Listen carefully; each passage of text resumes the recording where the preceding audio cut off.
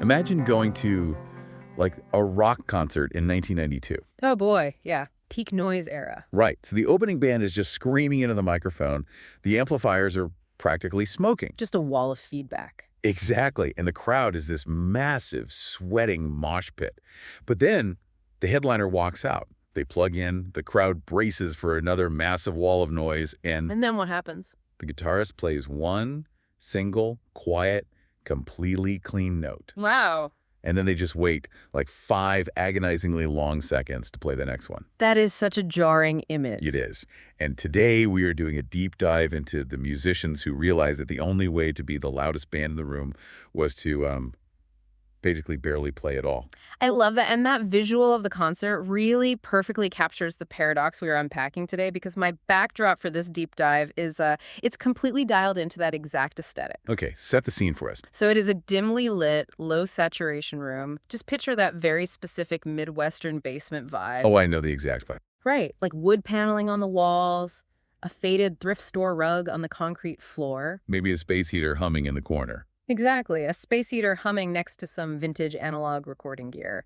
It is just a space that practically demands you lower your shoulders and, slow your breathing. Okay, let's unpack this, because we are diving into a really compelling musical column published by Monumental Movement Records, or MMR. It's a fantastic piece. It really is. The piece dissects a highly intentional musical movement from the 1990s known as Slowcore or Sadcore. And the mission today is to explore how this underground group of artists created an entire genre where extreme slowness and like the literal physical empty space between the Just notes, the space itself. where that space carries this massive emotional gravity. Yeah. But to really get a grip on how this sounds, we kind of have to look at the environment that forced it into existence. Yeah, and the column sets the timeline perfectly by dropping us right into the musical landscape of 1991. Which was a wild time for music. Oh, absolutely. If you look at alternative music in that specific window, it is defined by a massive explosion of grunge. Nirvana releases. And Nevermind. Exactly. Nevermind drops, and the airwaves are abruptly dominated by heavy, distorted, incredibly aggressive energy. Just maximum angst. Maximum angst, maximum volume. The prevailing rule for a rock band was basically to turn your amplifier all the way to maximum, step on a heavy fuzz pedal, and just project as much as physically possible. The cultural dial was completely snapped off. It really was. And the way I like to visualize this is, it's like being at a chaotic, overcrowded house party. Oh, that's a good analogy. Right. So the music is blasting. People are shouting over each other in the kitchen just to be heard. Mm-hmm. And if you want to get someone's attention in that room, your first instinct is usually to just scream louder than everyone else. Which never works. No. Right. Because screaming just turns you into another layer of the noise. True. But if you genuinely want to command the room and shift the energy, the most powerful thing you can do is drop your voice to a dead whisper. Suddenly, the people around you are forced to stop what they're doing, lean in close, and actively focus to hear what you are saying. And that calculated whisper is exactly the psychological tool these bands deployed. They just refuse to yell. Right. In a landscape where every musician was competing to be the loudest and most abrasive, actively refusing to turn up the volume became this incredibly potent act of rebellion. Which is such a paradox. It is. But the MMR column traces the architectural roots of this sound back just a little bit further to a late 1980s band called Galaxie 500. Okay, Galaxie 500. Yeah, they operated as the crucial pioneers here by reacting to the genres at the time, specifically dream pop and shoegaze. Wait, pause for a second. Sure. Those are terms that get thrown around a lot in music circles, but to a lot of people, they can sound like a foreign language. If I am listening to a shoegaze record in the late 80s, what am I actually hearing? Ah, okay. You are hearing a blurry, deafening wall of sound. Literally a wall. Literally. Shoegaze bands use dozens of guitar pedals to create huge, swirling, impenetrable textures. You often couldn't even make out the lyrics or the individual chords. It's just massive. Massive and ethereal, but it was overwhelming. So what Galaxie 500 did was meticulously extract the quiet elements from those genres. So they took the mood but left the noise. Exactly. They kept the dreamy textures and that detached, almost emotionless vocal delivery, but they completely stripped away the sonic overload. They dialed back the tempo, utilized clean guitars, and laid the foundational blueprint for what slowcore would ultimately become. Okay, but I mean, I understand the philosophy of whispering at a loud party, Right. but practically speaking, electric guitars and drum kits are instruments built for volume. They want to be loud. Right. Yeah. So how do you even put that into practice in a recording studio? Looking at the blueprint provided in this source, the tempo of a standard slowcore track is dragging it somewhere between 50 to 80 beats per minute. Which is agonizingly slow. It's crawling. And with drums, that might just be a sparse kick drum and like a delayed snare hit. Mhm. I have to ask, if you strip out that much sound, doesn't it just sound, I don't know, unfinished, like a demo tape someone forgot to add the rest of the instruments to? Well, the initial reaction for a lot of listeners is exactly that. They think something is missing. Right. But what's fascinating here is the emptiness is not a mistake. The emptiness is the entire point. It's a feature, not a bug. Exactly. The space itself is the destination. The column actually breaks down the specific year these musicians used, and it tells a story of extreme restraint. What kind of gear are we talking about? So the guitarist favored clean instruments. Think Fender Telecasters, Stratocasters, Gibson Les Pauls. Classic rock guitars. Yes, but instead of routing them through heavy distortion, they plugged directly into clean amplifiers like a Fender Twin Reverb or a Vox. They were chasing a very pure, crystalline tone with no jagged edges to hide behind. Wow. So every single mistake would be instantly audible to the listener. Precisely, which requires immense discipline. But the recording process is where the actual mechanics of the genre really solidify. Because they recorded differently too, right? Oh, completely differently. Yeah. A lot of this music was recorded onto analog tape with minimal to no compression. Okay, wait, let's clarify compression for a second, because that is the invisible hand in almost all modern audio. It really is, yeah. So in modern pop or rock music, an audio engineer uses compression to literally squash the sound wave. They flatten it out.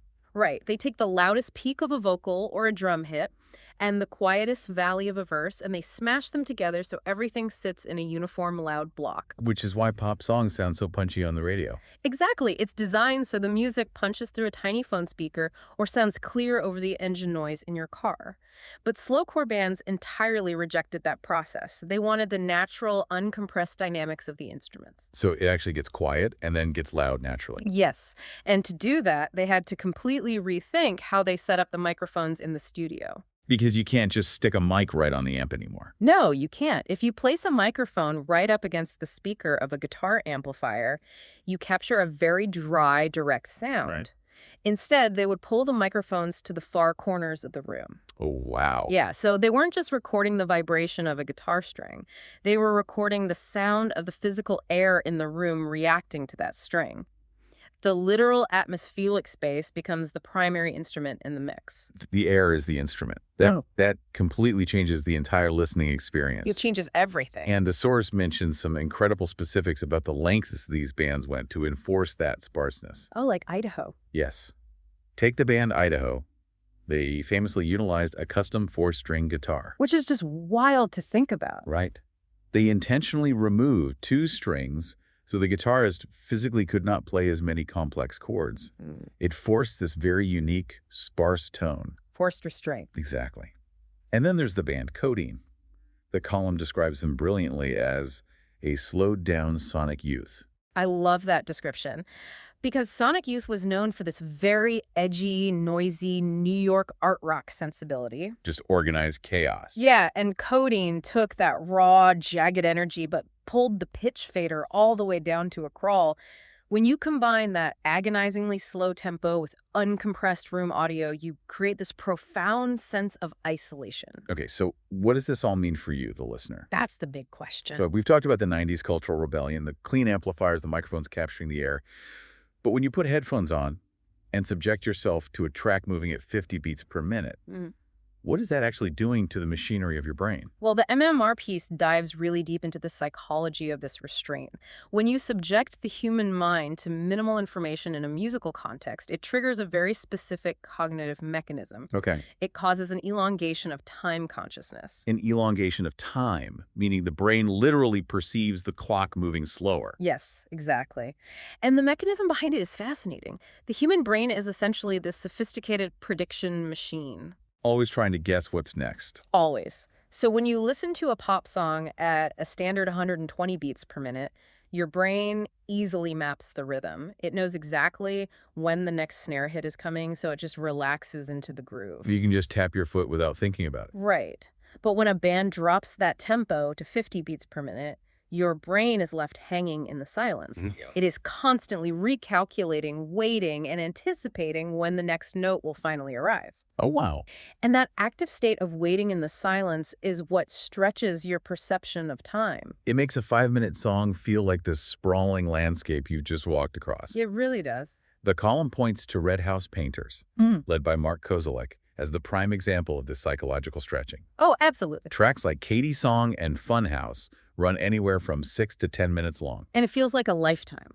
Right, but it's critical to note that they aren't 10 minutes long because there's some sprawling, self-indulgent guitar solo. No, not at all. They're 10 minutes because the band is deliberately stretching the empty space between the notes. And that stretching acts as an emotional amplifier. It amplifies the feeling. Yeah, it takes feelings like loneliness, nostalgia, or a quiet kind of heartbreak, and it magnifies them simply by leaving them suspended in the air. That's so true. And we have to highlight the band Low in this context as well. Oh, definitely. Formed in 1993 in Duluth, Minnesota. They are arguably the definitive cornerstone of the slowcore movement, even if they were a bit hesitant about the label itself. Bands never like the labels. True, but they anchored their entire band identity around the concept of slow and quiet. And their sound is just heavy. So heavy. That heavy gravity we're talking about was largely driven by Mimi Parker, their drummer and vocalist. She utilized incredibly minimal brush drumming. Just a brush.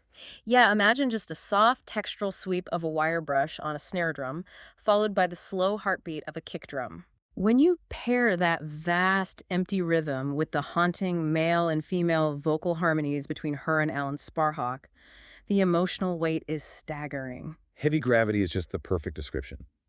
When you listen to a band like Low, you feel physically pinned to your chair. You really do. And this is where a 90s underground genre becomes an incredibly vital tool for us today. How so? Well, think about your daily routine right now. We are plagued by the fear of missing out. We consume unrelenting streams of information. We are frankly terrified of the slightest hint of boredom. Oh, definitely. Constant stimulation. Exactly. Slowcore is the ultimate sonic antidote to that modern anxiety. It flat out refuses to rush. It won't give you that quick dopamine hit. No, it refuses to entertain you with a cheap, fast-paced thrill. It forces you to sit still, to be intensely present, and to actually feel the weight of a single, isolated moment. And it demands an uncomfortable level of patience at first. But in return, it offers the sanctuary for your own thoughts. A sanctuary, I like that. It is an exceptionally generous form of music because it doesn't dictate how you should feel. It just builds a massive echoing room and invites you to feel whatever it is you need to feel. And, that concept of building an echoing room brings up a really curious pivot. What's that? Well, everything we've discussed so far sounds deeply niche. A handful of bands in Midwestern basements. Right. But if you look at digital culture right now, this 30-year-old underground genre has experienced a massive, widespread explosion. It's everywhere online. It is. How does a sound built on extreme slowness suddenly capture the attention of the modern internet? Well, the MMR column points to the profound synergy between slowcore and visual media. Visual media. Yes, because this music fundamentally alters time perception, it pairs flawlessly with very specific cinematic visuals. Like movies. Movies, video art, yeah. Directors and visual artists are often trying to capture the feeling of stopped time, and slowcore is basically the auditory equivalent of that. It scores perfectly to long, static camera shots. Okay, paint a picture for me. Picture a wide, lingering angle of an abandoned ruin, or a rocky beach at dusk with very muted, low-saturation colors and almost no camera cuts. Oh, it is the soundtrack to a liminal space. Exactly. And for those unfamiliar, a liminal space is a place of transition that feels oddly unsettling when it's empty.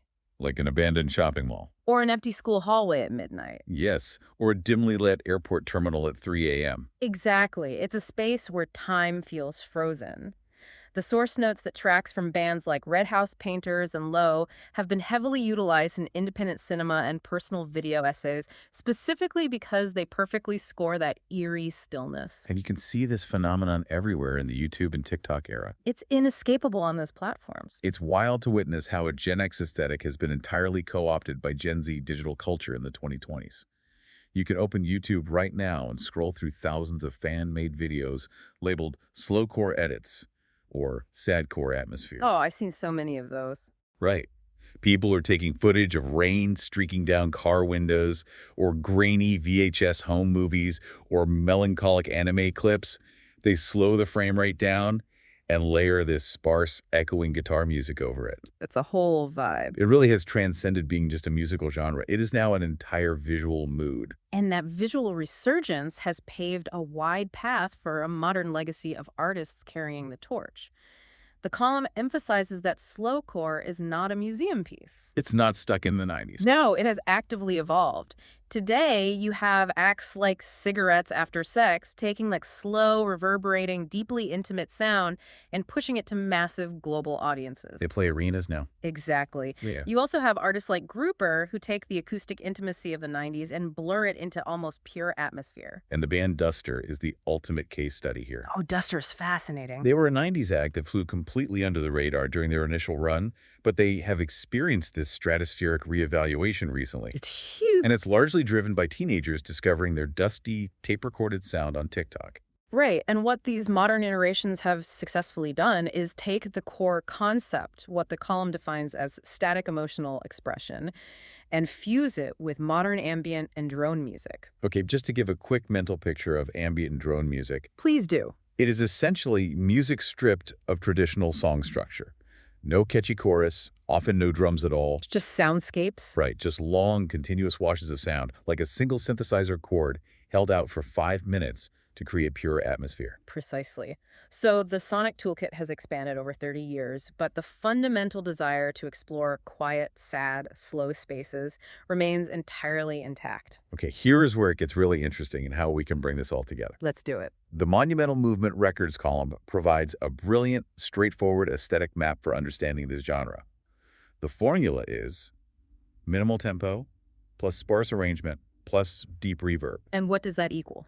Those three elements combine equal deep emotional depth. The defining paradox of slowcore is that by enforcing rigorous constraints, By saying no to things. exactly, by intentionally choosing fewer notes, avoiding heavy distortion, and actively fighting speed, it actually allows you to sink deeper into the music.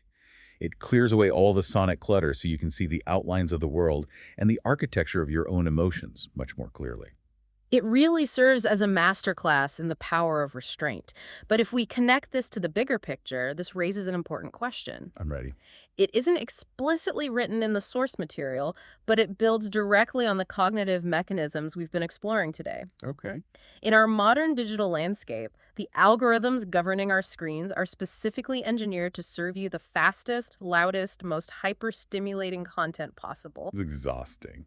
A 15-second video loop is designed to constantly spike your dopamine and keep your brain in a state of rapid-fire anticipation. Just constant noise. Right, so if that environment is dictating our biology, is choosing to sit in a quiet room and listen to a 50 BPM slowcore track the ultimate act of modern rebellion, Ooh. could actively reclaiming your sense of time through slow, challenging music actually rewire your nervous system and change how you interact with the frantic world outside your headphones. That is, wow, that's heavy.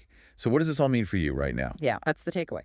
In a world that constantly demands you move faster, scroll quicker, and scream louder just to be seen, choosing silence and slowness might be the most radical choice you can make. I couldn't agree more. Here is the challenge to leave you with. Tonight, turn off the notifications, find a quiet space, maybe dim the lights down low to match that wood-paneled basement vibe. Get the space heater going. Exactly. Yeah. Put on a track by Low or Duster or Red House Painters. Don't look at a screen. Just listen. See what happens to your perception of time when you finally allow yourself to explore the space between the notes.